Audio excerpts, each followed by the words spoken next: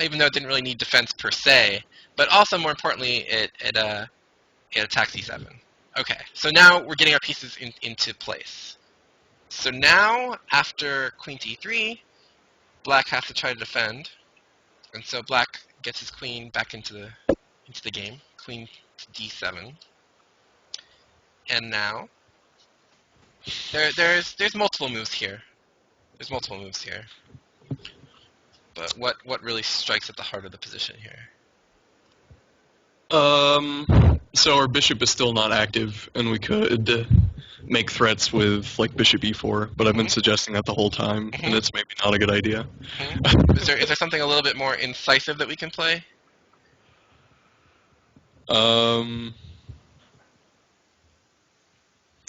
Well, we could do. I don't know. This rook sack probably doesn't do anything, but you could start with Rook h7. Yeah, rook h7. That King work? takes bishop e4 check.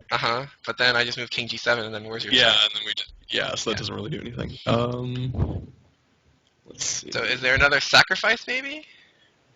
That might work.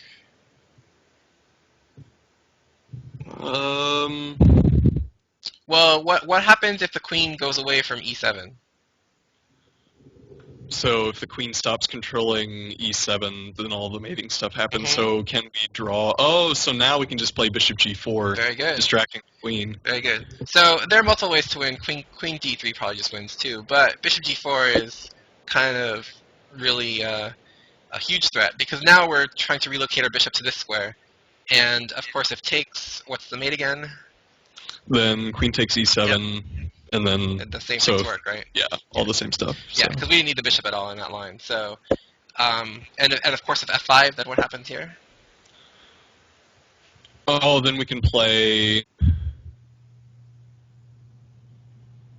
We could play queen c3, forking There's king better. and knight. There's better. There's much better. It's much better. Yeah. Well, what's no longer defended? What's no longer defended? Oh, so now g5 hangs. So and then what? Takes g5. And then what? So queen takes g5, king has to move. Yep. And then? And he actually has to go to f7. Yep. And then? So then rook. There's better. Oh no, then bishop. Yeah, bishop h5 is mate. Yeah. So this is actually just mate in 2. So check. This is forced, and this is actually mate. Checkmate. Kind of cute, but the king can't go back. So, but yeah. So if you don't see all these things right away, it's very important that you calculate all these to the end, because it's entirely possible that this position is actually fine for black, if not for this mate. So you have to make sure that you calculate all these things to the end. So I mean, this one was a pretty simple thing to calculate, but you always have to ask yourself, what's going on. So I mean, some of the stronger players might automatically just see, okay, this just leads to mate in 2, but it's not immediately clear if you're a newer player. So make sure that you investigate all of your opponent's options and figure out the proper response. So I mean, obviously his queen's attacked, so there's not much that he can do other than either block or move his queen to meet the threat. So once you just take care of all the options, if he has to move his queen, then you know that your move is probably a good move because you're really infiltrating in the light squares. So yeah, bishop g4 is correct. And so of course, like we said, queen takes bishop loses to queen takes e7. So black has to keep control of the square, so he decides to play queen to c7. Okay, so now we've definitely made progress, okay, but we haven't won the game yet. So how do we continue here? Okay, so we need to relocate the bishop probably to where it's doing something more useful. So bishop f5, and then the rook can infiltrate maybe, but then actually still rook h8 sort of quashes that idea. Bishop looks really good on e6, but it doesn't really do anything useful from that square. So now,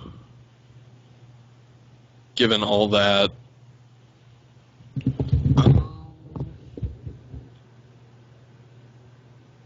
I don't know. What can I guess I'm not really taking a very systematic approach to thinking about this. Well, what would we like to do in theory? Uh, well, we want to get our queen inside his pawn chain. Well, I how about something a little bit simpler? Yeah, I agree. We want to get the queen inside pawn chain, but that seems difficult to do. um. Oh well, if we take one of his rooks off the board, then it's harder for him to contest us on the H file, maybe. Well, what's wrong with simply trying to take the H file by force? So if we try to double up here with maybe rook H5 on rook H8, we still drop the H file, maybe. So rook H8, rook takes H8, rook takes H8. If that happened, then rook H1, and our rooks are just off. Like we can't seize the file. Right. So is there another way to seize the H file maybe more intelligently? Um,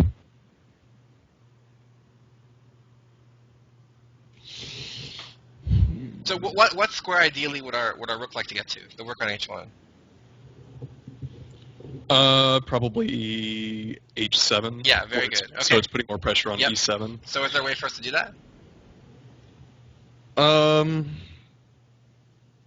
With so like maybe Queen D3 would assist in that plan. Mm-hmm. But But then our queen is it's no longer putting pressure on E7. Right. So is there a way to attack that square while still keeping all of our pieces in the right places? So just bishop F5. Yeah, exactly. So bishop F5. So the problem is, if rook H8, what happens here? Then let's see. Can we play? Oh, could we then just play? Could we sack the bishop and play rook H7? Would that work? Probably not. Running out of pieces. Yeah. So is there something better here? Let's see.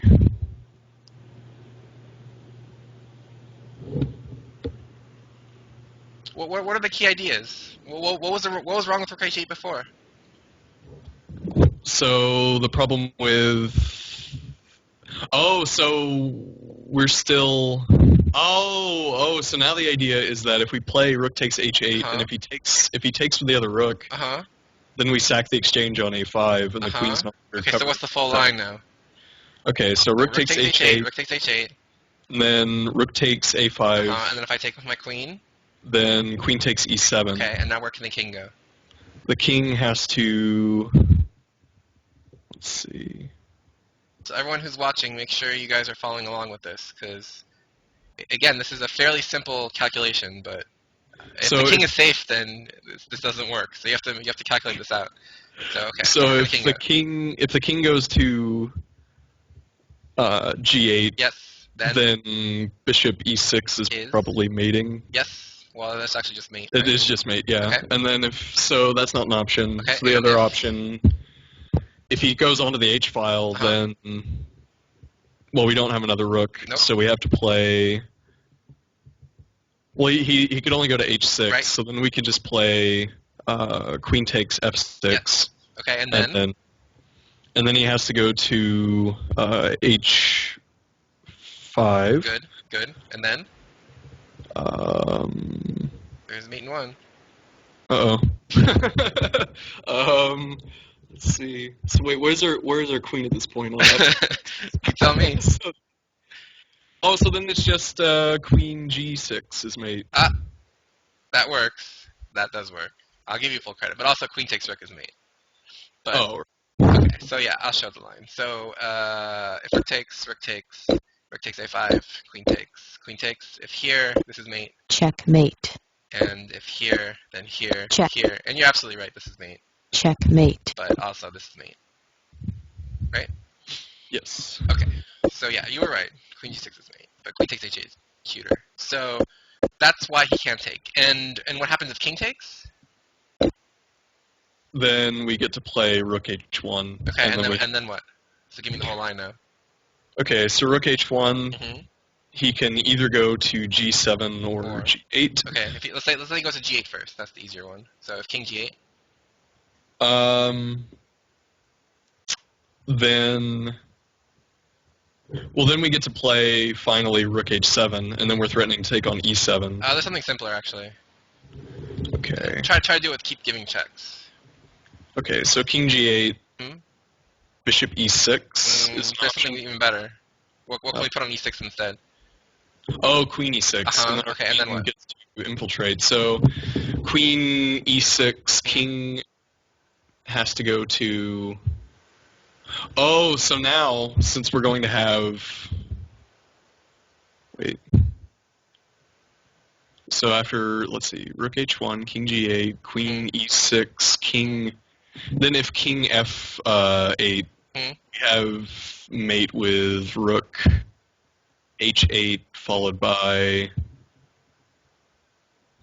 it's tricky. You have to play rook h8, then rook h7, then queen f7. So here, so check. rook h1, king e8, king g8, queen e6 check, king f8, rook h8, check. king g7, rook h7, king f8, queen f7. Check. Oops, not that. This. Checkmate. Okay, so that's one way.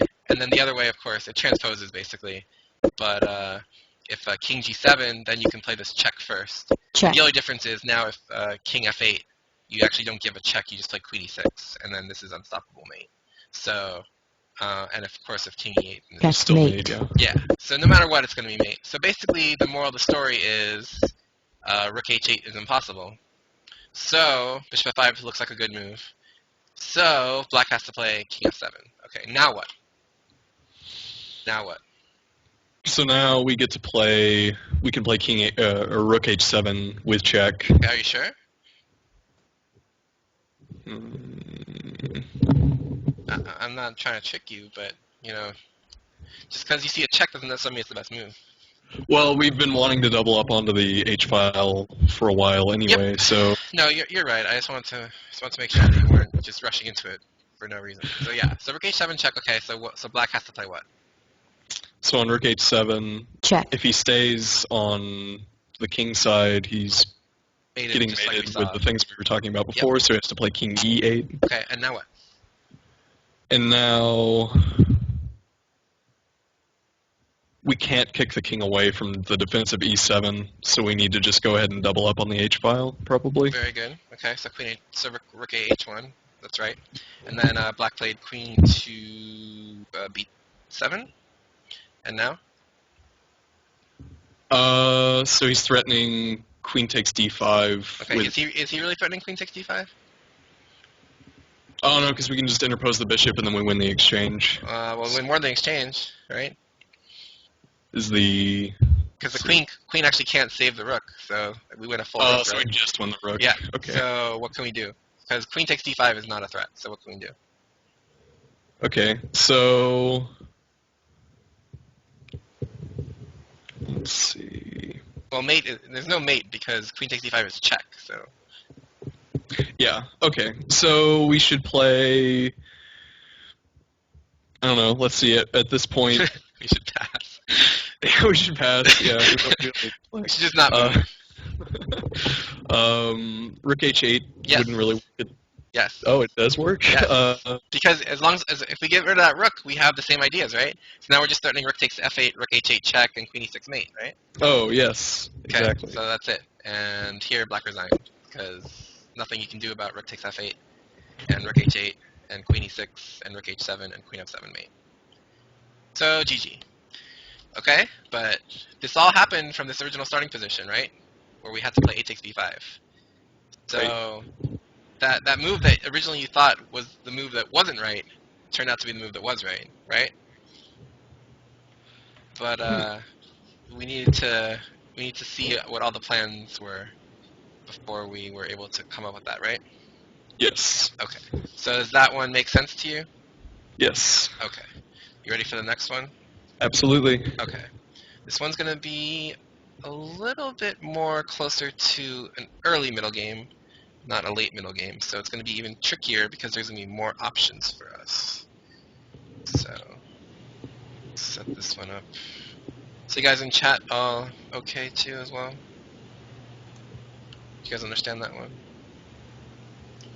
So what did the formation of the plan consist of in that one? It was considering all the weaknesses and then trying to figure out how you could kind of string them together. Because, like we noticed, if we just tried to play on that H file by itself, it wasn't enough. But we were able to kind of link our threads together, which is really what chess is all about.